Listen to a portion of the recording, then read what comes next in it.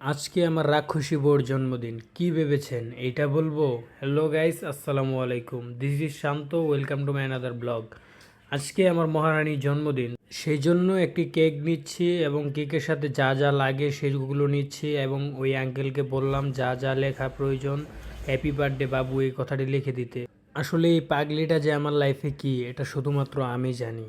সে আসার পর আমার লাইফের টোটাল স্ট্রাকচার চেঞ্জ হয়ে গেছে।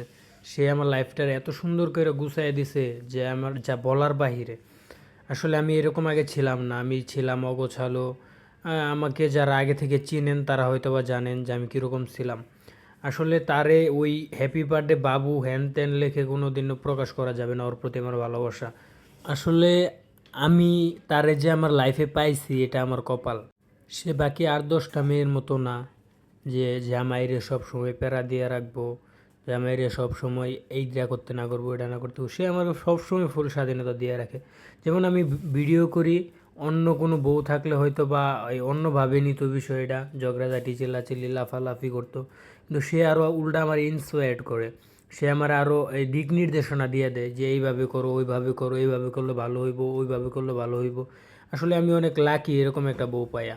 দিন শেষে একটা কথাই বলতে চাই, হ্যাপি বার্থডে প্রিয়।